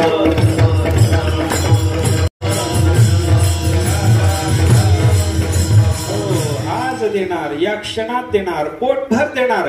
काही लोकांना पोटभर देणं शक्य होतच नाही बरं का. त्याचं पोट असतं का पोत असतं कळायला मार्ग नसतं. त्या लोकांचं पोट भरतच नाही. हा तुम्ही बघा किती खातात माणसं. काही लोक त्याचा काही गणित आपल्याला लावता येत नाही.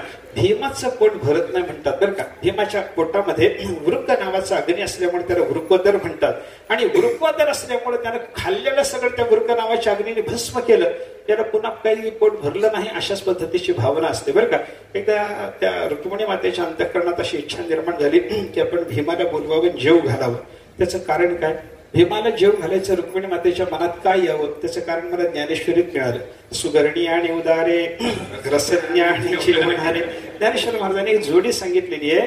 जी स्त्री सुगरण आणि उदार आहे त्या स्त्रीला आपला सुगरणपणा आणि आपला उदारपणा प्रकट होण्याच्या दृष्टीनं रसज्ञ आणि जेवणारा कोणीतरी पाहिजे वाटतो. उदारपणा व्यक्त होण्याकरता भरपूर जेवणारा आणि सुगरणपणा व्यक्त होण्याकरता चव जाणत जेवणारा बरं का. चव घेत आणि भरपूर जेवणारा असं भेटला की त्या सुगरण आणि उदार स्त्रीला बरं वाटतं.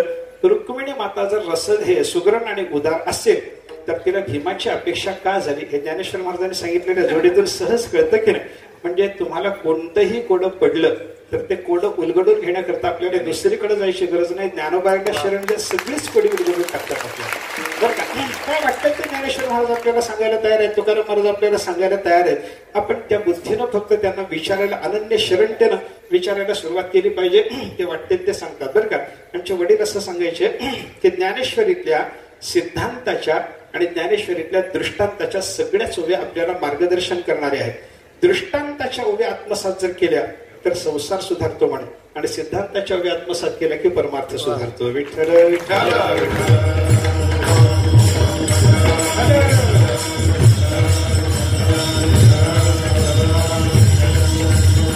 रुक्मिणी माता सुगरण आणि उदार असल्यामुळे त्याने भीमाला जेवायला बोलवायचं ठरवलं. भीमदादा जेवतात, चांगले ते रसज्ञ आहेत कारण त्यांचे पाक प्रसिद्धच आहे ना. भीमपाक म्हणतातच ना. ते भीमपाक आणि नलपाक असे दोन पाक आपल्याकडे प्रसिद्ध शास्त्रामध्ये सांगितलेले, स्वयंपाकाच्या शास्त्रामध्ये, पाकशास्त्रामध्ये सांगितलेले पाहायला मिळतात. भीमपाक म्हणजे गोड पदार्थ आणि नलपाक म्हणजे खमंग पदार्थ. खमंग पदार्थाच्या बाबतीमध्ये नलाचा हात कोणी धरणार नाही आणि गोड पदार्थ तयार करण्याच्या बाबतीमध्ये भीमाचा हात कोणी धरणार नाही. म्हणून त्यांचे पाक प्रसिद्ध आहे. मग भीमाला जर स्वतःला चांगला स्वयंपाक करता येतो तर तो रसज्ञ आहे की नाही? तो रसज्ञ आहे आणि वृकोदर असल्यामुळं तो जेवणाराही आहे. मग रुक्मिणी मातेनं सांगितलं, विचार केला त्याला जेवायला बोलवावं, आपण भरपूर जेव घालावं, चांगले चांगले पदार्थ करून भीमाला जेव घालून आपला सुगरणपणा आणि आपला उदारपणा या दोन्हीचं कौतुक करून घ्यावं हे रुक्मिणी मातेची भावना झाली. म्हणून देवाजवळ रुक्मिणी मातेने एका दिवशी हट्ट धरला. देवा म्हणे भीमदादाने जेवायला बोलवा एकदा. बरेच लोक येतात, जेवून जातात, आलेल्या अतिथीचं आपल्याकडे स्वागत होतं. अतिथी देवो भव तुमची प्रतिज्ञाच आहे. पण तेव्हा तुम्ही भीमाला काही आजपर्यंत जेवायला बोलावलं नाही. देवाने सांगितलं त्याला बोलावणं, जेव घालणं, त्याचं पोट भरून देणं आपल्या हातची गोष्ट नाही. आपण काही त्याला जेवायला बोलावणार नाही. पण रुक्मिणी मातेने सांगितलं नाही देवा बोलवा ना. बराच आग्रह झाला तेव्हा देवाने सांगितलं त्याला बोलावणं, त्याचं पोट भरून त्याला जेव घालणं ही गोष्ट अशक्य असल्यामुळं मी म्हणतो त्याला जेवायला बोलवायचं नाही. पण रुक्मिणी मातेने सांगितलं नाही देवा बोलवा ना. देवाने सांगितलं बोलवायचं असलं तर तुझं तू बोलाव, मी काही त्याच्यामध्ये भाग घेणार नाही. तुझी तू बोलाव, त्याला जेव घाल, त्याचं पोट भरलं तो गेला आनंदानं, आनंद होईल म्हणे. तो गेल्याच्या नंतर तो इथं येऊन जेवण करून परत जाईपर्यंत माझा तुझा काही संबंध नाही म्हणे. मी निवांत झोपलेला असेल, मला उठवायला सुद्धा यायचं नाही. परमात्म्याने सांगितलं. बरं एवढं नवऱ्याने सांगितल्याच्या नंतर त्या बिचारीने ऐकायला पाहिजे की नाही? पण त्यानं विचार केला नाही, नवऱ्याला कळत नाही, आपल्यालाच कळतं. आणि बहुतेक त्याच रुक्मिणीची नाही, जगातल्या सगळ्या रुक्मिणीची हीच भावना आहे. ते नवऱ्याला कळत नाही. सर्वज्ञ असलेल्या भगवंताला काही कळत नाही असं जर रुक्मिणीला वाटलं तर आपल्या रुक्मिणीला वाटलं तर नवल वाटायचं काय कारण? ज्याच्याकडे सर्वज्ञता नाही त्याला ती असर्वज्ञ समजत असेल तर नवलाचं काहीच नाही. सर्वज्ञाला असर्वज्ञ समजणारी ती जर रुक्मिणी आहे, मग तिने काय केलं? नाही म्हणे देवा तुम्ही निवांत राहा, मी त्यांना निरोप देते, मी सगळे पदार्थ करते, मी जेवू घालते आणि मग भीमदादाकडून मी माझं कौतुक करून घेते की नाही बघा. देवाने सांगितलं तुझं तू बघ. रुक्मिणी मातेने निरोप केला. भीमदादाने निमंत्रण स्वीकारलं. भीमदादा जेवायला आले, जेवायला बसले. रुक्मिणी मातेने सगळी पदार्थाची सिद्धता केलेली होती. पानात अन्न वाढल्याबरोबर दुसरा पदार्थ घेऊन येईपर्यंत पहिला पदार्थ संपलेलाच असायचा. भात वाढल्याच्या नंतर भाताला वरण लागतं म्हणून रुक्मिणी माता वरण घेऊन यायला गेली की वरण येईपर्यंत बाबाचा भात संपून जायचा. सगळं संपून चाललं. एक एक एक एक करता रुक्मिणीच्या घरातले सगळेच्या सगळे पदार्थ संपल्यानंतर रुक्मिणी मातेने विचार केला आता काय करू. बरं द्वारका येते, द्वारकेमध्ये काय अन्नाला कमी असायचं कारण नाही. रुक्मिणीच्या 34,916,107 जणी सगळ्यांना निरोप दिला तुमच्या घरचं अन्न आणून द्या. भीमदादा जेवायला आले, त्याची तृप्ती होत नाही, अलमबुद्धी त्यांना निर्माण होत नाही, या घेऊन या. सगळ्यांनी आदराने पदार्थ आणले. रुक्मिणी मातेच्या घरामध्ये सगळ्याच्या सगळे यायला लागले, सगळ्याच्या सगळे यायला लागल्या स्त्रिया. त्यांनी आपले आपले पदार्थ वाढले. या बाबाने आणा येऊ द्या, आणा येऊ द्या चालूच ठेवलं. ला भरे बरकत रे चालूच आहे. एकामागून एक घास खाणं या भीमाचं चालूच. तृप्ती काही नाही, अलमबुद्धी नाही, पुऱ्या वाटत नाही. अशी अवस्था भीमाची पाहिल्याच्या नंतर सगळ्याच्या घरातलं सगळं अन्न जेव्हा संपत चाललं, रुक्मिणी मातेला चिंता निर्माण झाली. देव म्हणत होते त्याला बोलावणं, त्याला जेव घालणं, त्याचं पोट भरू देणं सोपी गोष्ट नाही. आपण ऐकलं नाही, आपली चूक झाली हे नंतर कळतं, त्याला इलाज नसतो. ते कळाल्याच्या नंतर रुक्मिणी मातेने विचार केला आता काय करू. आता दुसरा देवाच्या शिवाय आपल्याला याच्यातून मार्ग दाखवणारा कोणी नाही. देवाला शरण गेलं पाहिजे. परमात्मा डोक्यावरून पांघरून घेऊन ताणून पडलेले होते आणि अशा अवस्थेत रुक्मिणी माता देवाच्या जवळ गेली. हळूच देवाचे पाय दाबायला लागले. पाय दाबायला लागल्याबरोबर देवाने विचारलं कोण आहे. रुक्मिणी मातेने सांगितलं मीच आहे देवा. काय रुक्मिणी भीमदादा गेले का? गेले का म्हणल्यानंतर हिनं सांगितलं नाही गेले नाही. देवाने दोंडावरचं थोडस बाजूला केलेलं पांघरून पुन्हा गच्चा ओळून धरलं आणि म्हणायला लागले तो गेल्याच्या शिवाय मला उठवायला येईल. आता काय करता. रुक्मिणी माता देवाला अनन्य झाली आणि म्हणायला लागले देवा शरण आले मी तुम्हाला, मला आता अडचणीतून मार्ग दाखवायला पाहिजे. काय अडचण झाली रुक्मिणी. भीमाचं पोट भरत नाही. मी तुला सांगितलं होतं ना रुक्मिणी, देवा मी ऐकलं नाही. आता मला त्याचा बोध झाला, मला क्षमा करा, पण एवढ्या अडचणीतून देवा मला बाहेर काढा. अशी रुक्मिणीनं प्रार्थना केल्यानंतर देव उठून बसले आणि बसल्या बसल्या देवाने सांगितलं रुक्मिणी एक काम कर म्हणे, एक लाडू घे. ते म्हणायला लागले लाडू राहिलाच नाही म्हणे. आता घरामध्ये लाडू राहिला नाही. लाडूचा चुरा असेल ना, लाडूचा चुरा घे. एवढी एवढी त्या लाडूची गोळी तयार कर, त्या चुऱ्याची गोळी तयार कर. भीमाच्या समोर जा आणि पानात वाढता वाढता हा कुंती मातेच्या हातचा प्रसाद आहे म्हणून त्याच्या पानामध्ये वाढ, त्याची तृप्ती होते की नाही बघ म्हण. मग रुक्मिणीने काय केलं, लाडूचा चुरा एकत्रित केला, गोळी तयार केली, भीमाच्या समोर गेली आणि सांगितलं भीमदादा आमचं अन्न सगळं संपलं, आता मी जे तुम्हाला वाढायला लागले हा कुंतीच्या हातचा प्रसाद म्हणल्याबरोबर बाबाने अग केलंच नाही. ढेकर आलाच, तृप्ती झालीच त्याची. आणि तृप्ती झालेली पाहिल्याबरोबर भीमदादाने विचारलं रुक्मिणी तुला हा मार्ग कोणी सांगितला म्हणे. रुक्मिणी माता म्हणायला लागली देवाच्या शिवाय मला कोण सांगणार. माझं उदाहरण संपलं. मला सांगायचं काय होतं, भीमाचं पोट भरत नाही, ते भरायचं जर झालं तर त्याच्याकरता कुंतीच्या हातचा प्रसादच लागतो. त्याप्रमाणे जीवाचं अंतःकरण सुख भोगून भरतच नाही, भगवंताचा प्रसाद मिळावा तेव्हा अंतःकरण भरतं.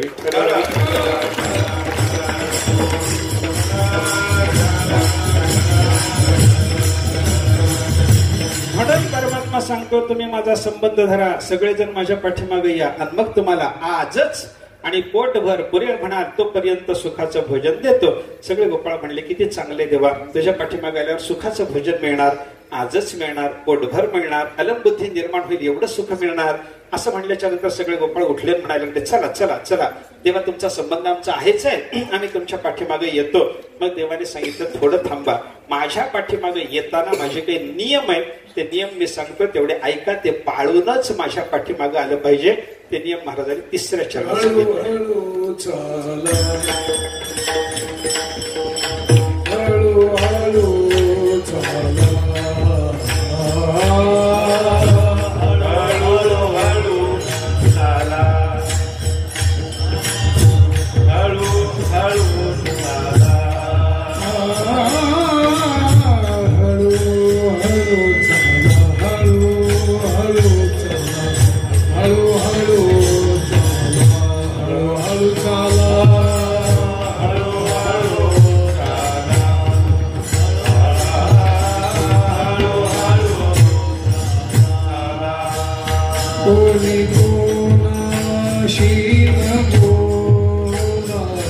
कोणी कोणाशी न बोला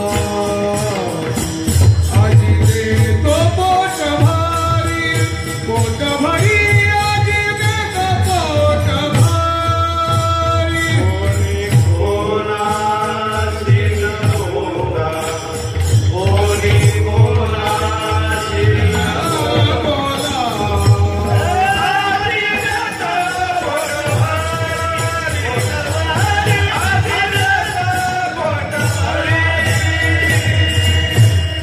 हळूहळू चला, कोणी कोणाशी न बोला. तुम्ही माझ्या मागे या बाबा, चला माझ्या बरोबर, पण हळूहळू हळूहळू चालत चला.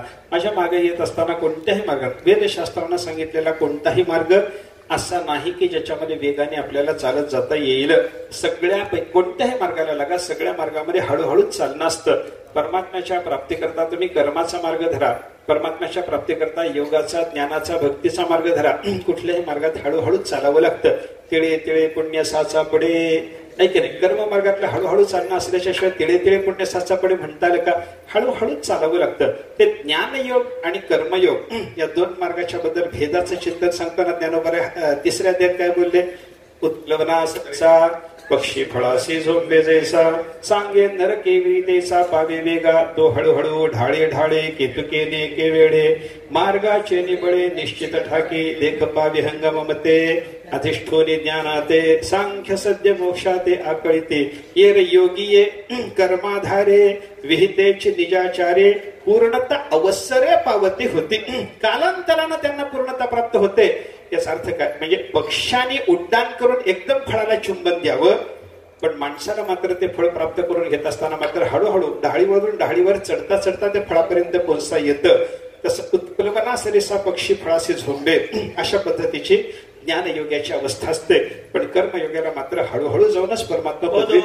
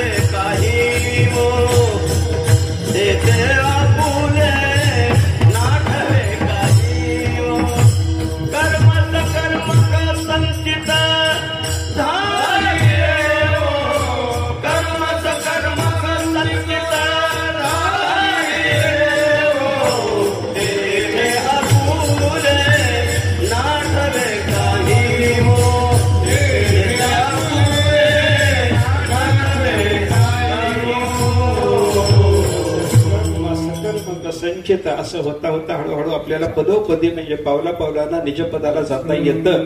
असं चिंतन जर संत महात्मे आपल्याला सांगत असतील तर कर्म मार्गामध्ये हळूहळू चालणं आहे, ही गोष्ट स्वीकारावी लागेल. ज्ञान मार्गाचा विचार करा. आता आपण उत्प्लवना सरिसा पक्षी फळासे झोपले जैसा हे कर्म मार्गाच्या तुलनेत ज्ञान मार्गाचं चिंतन जेव्हा पाहिलं तेव्हा तिथे एकदम कर्मपदाला जाणं शक्य झालं.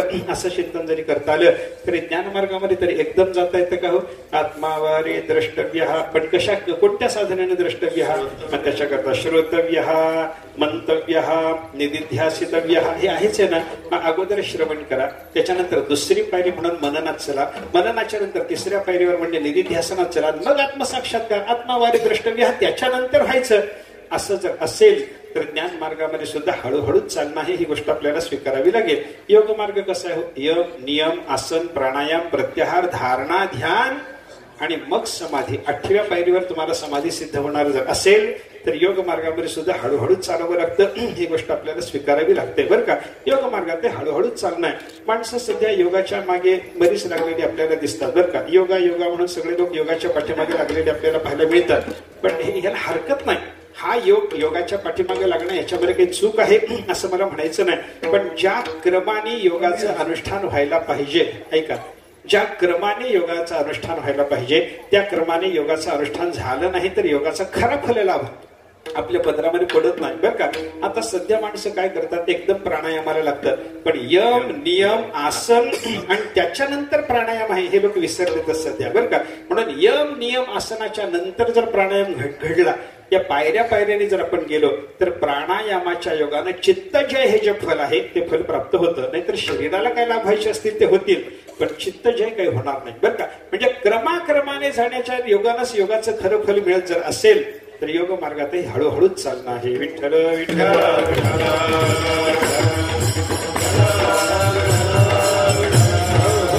कर्म ज्ञान योग या 3 मार्गामध्ये हळूहळू चालावं लागतं. भक्ती मार्गाचं तरी काय हो, भक्ती मार्गात सुद्धा हळूहळू चालणं आहे ना. चिंतन करा. ज्ञानोबरायाने आपल्याला 12व्या अध्यायामध्ये हा उपदेश केलेला आहे की बाबा आपल्याला परमात्म्याचं चिंतन सदा सर्व काळ केलं पाहिजे. 8ही प्रहर आपलं अंतःकरण परमात्म्याच्या चरणाला समर्पित असावं, गोष्ट खरी आहे. पण 8 प्रहर देवाच्या चरणाला चित्त समर्पण करणं शक्य नाही ना. मग काय करा, तरी गा इसे करी या आठा पहारा माझारी मोठके निमिष भरी देत जाय. काय करा, मग तुम्हाला 8 प्रहर परमात्म्याचं चिंतन करणं शक्य नाही ना. मग अंतःकरण आपलं एक निमेषभर, एक क्षणभर परमात्म्याला द्यायला शिका. एक क्षण देवाला आपण जर दिला तर काय होईल, ज्ञानोबराय सांगतात. मग जे जे का निमिख देखेल माझे सुख ते तुले अरोचक विषयी घेईल. मग ज्या ज्या क्षणामध्ये तुमचं चित्त दिवसभरात परमात्म्याच्या चरणाशी संलग्न होईल तेवढ्या क्षणामध्ये तरी ते विषयाच्या बाबतीतली अरुची धारण करेल ना. मग अरुची धारण करायला लागल्याच्या नंतर पुढे काय होतं, ज्ञानोबरायाने सांगितलं. शरद काळ रिगे आणि सरिता गोहटू लागे तैसे चित्त काढेल वेगे प्रपंचवने. मग काय होईल पुढं, मग पुनवेहुनी जैसे शशिबिंब दिसे दिसे हार पतावसे नाहीची होय. असं होता होता शेवटी काय होतं, तैसे भोगा अतुनी निगता चित्त मज माझी रिगता हळूहळू पांडुसुता मीची होईल. परमात्म स्थिती चित्ताला प्राप्त करून घेण्याकरता अगोदर पहिल्यांदा काय करा, 8 प्रहारात निमिषभर देवाचं चिंतन करा. तेवढ्या निमेषापुरतं चित्त तुमचं विषयाच्या पासून बाजूला व्हायला लागलं की त्या निमेषाची संख्या हळूहळू वाढायला लागेल आणि संसारापासून विरक्त झालेल्या निमिषाची संख्या वाढता वाढता शेवटी एक दिवस असा येईल की संसारातून संपूर्णपणे चित्त निघून जाईल, परमात्मा स्वरूपाच्या ठिकाणी प्रविष्ट होईल. पण ही सगळी प्रक्रिया हळूहळू होऊनच परमात्मा स्थिती प्राप्त होते. विठ्ठल विठ्ठल.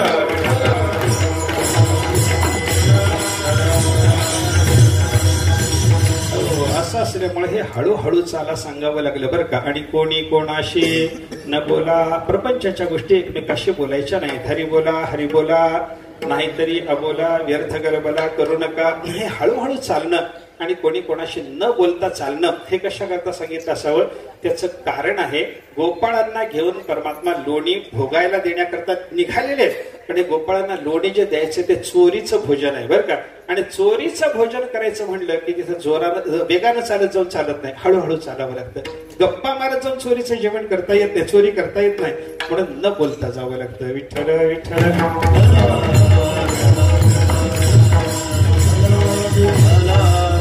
आत्मसुखाचं भोजन हे सुद्धा चोरीचंच भोजन आहे हो.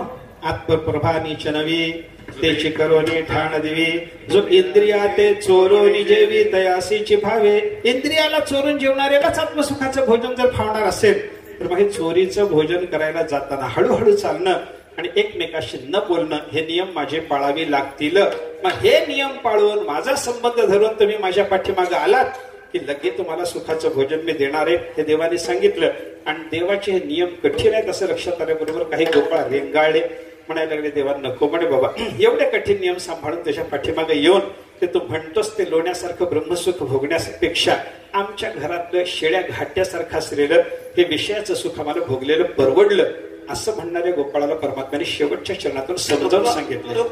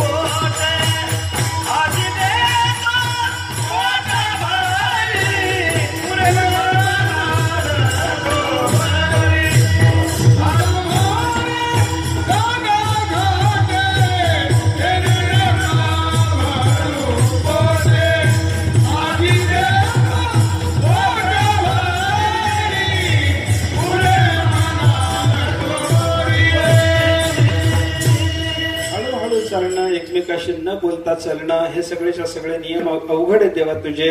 आम्हाला आमच्या घरच्या विषयाचं सुख परवडलं असं जर गोपाळ बोलले तर भगवंतांनी सांगितलं, तुका म्हणे सांडा घाटे, हे घाट्यासारखं असलेल्या विषयाचं सुख सोडून द्या.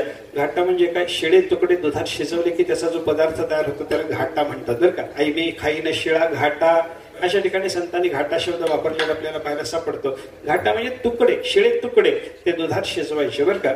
हे दोन पदार्थ असे आहेत पहा. आमच्या मराठवाड्यामध्ये मेंढीच्या दुधामध्ये तुकडे शिजवायची धनगराकडे पद्धत असते पहा.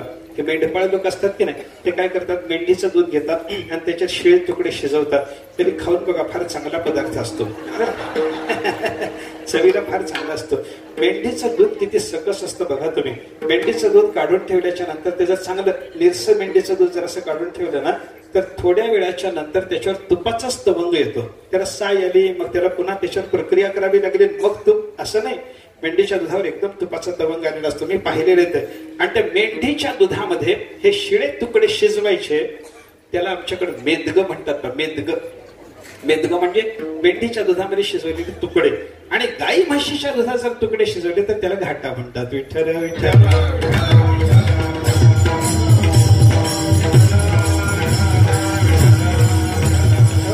मेदग काय ना घाटा काय, शेवटी शेळ्या कडीलाच होत आहे ना.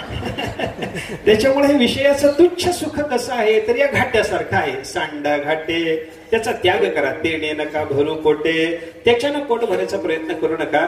माझे नियम थोडे अवघड असतील पण पाळायला शिका बाबानो. माझ्या पाठीमागे या, माझा संबंध धरा, हळूहळूच चला, एकमेकाला बोलू नका. माझ्या पाठीमागे अनुसरण करून माझा लाग धरून तुम्ही माझ्या मागे अशा नियमाच्या पालनासहित जर आलात तर आज देतो पोट भरी, पुरे म्हणाल तो वरी. आजच तुम्हाला हे ब्रह्मसुख मी पोट भरून अनुभवाला आणून देतो असं भगवंताने जे सांगितलं ते भगवंताचं गोपाळाशी झालेलं बोलणं म्हणजे देवाचा आणि गोपाळाचा संवाद तुकाराम महाराजांनी या अभंगातून वर्णन करून सांगितला. यथामते आपण अभंगाचा विचार केलेला आहे. आता सगळ्या गोपाळांना भगवंतानी पोट भरून काल्याचा प्रसाद सेवन कसा करायला दिला या अभंगामध्ये आजी देतो पोट भरी हे जे चिंतन आहे, हे चिंतन ज्या काल्याच्या संबंधाने ती काल्याची लीला देवाची थोडीशी बघायची आहे. एकदा प्रेमाने सर्वांनी भजन करावं अशी विनंती आहे.